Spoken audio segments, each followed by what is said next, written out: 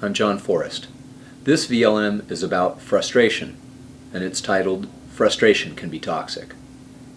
The story is about Carl, who worked in a manufacturing facility where I coached, and his boss, who is extremely high-strung and tended to attack him verbally very frequently.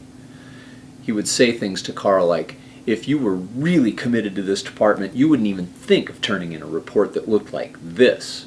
Well, as you can imagine, you'd only have to hear that a few times before you were thinking about floating your resume around. The problem was Carl really liked the work he was doing. He liked the people that he worked with and enjoyed it. It was just very frustrating for him to deal with this boss. So let's uncover this attack scenario and see what's really driving this kind of behavior and find tools that you can apply to your specific situation in your life so that you can stay calm now. There are a lot of people like Carl's boss running around in the world, and dealing with them can be broken down into three basic elements.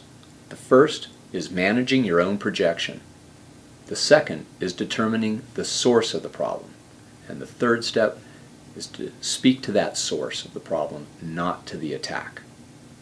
Now, this first step, managing your own projection, is something that I speak about in great detail at staycalmnow.com homepage, where I discuss all four of the communication success principles, and the principle of projection is one of them.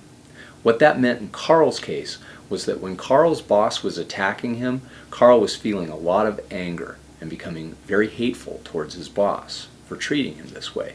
And when we looked at what was going on behind that, it's that Carl would never treat somebody else the way his boss was treating him. And if he did treat somebody that way, he'd hate himself. He wouldn't like himself if he did that. So he was projecting that same hatred onto his boss. Once Carl understood that he was projecting, he was able to let that go. And that's the first step towards being able to stay calm when somebody is attacking you.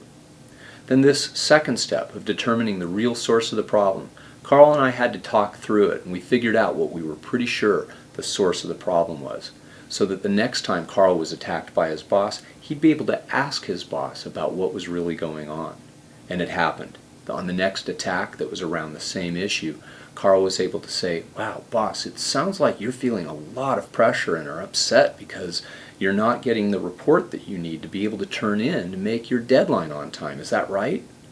The fact that Carl was so tuned in to what his boss's needs and issues were completely stopped his boss in his tracks. They were able to resolve the issue right then and there, and you know what? It's changed the relationship between Carl and his boss. His boss doesn't attack him anymore. They work together in a partnership, and it's much, much better for Carl where he works. So I'm going to recommend that you consider these three steps and think about them and how you can apply them to your specific situation.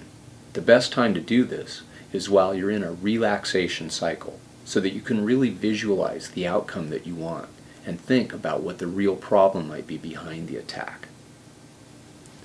Those three steps are: manage your own projection, determine what the real source of the problem is, and then speak to that problem and not to the attack. This is one of the many communication success tools in the Stay Calm method.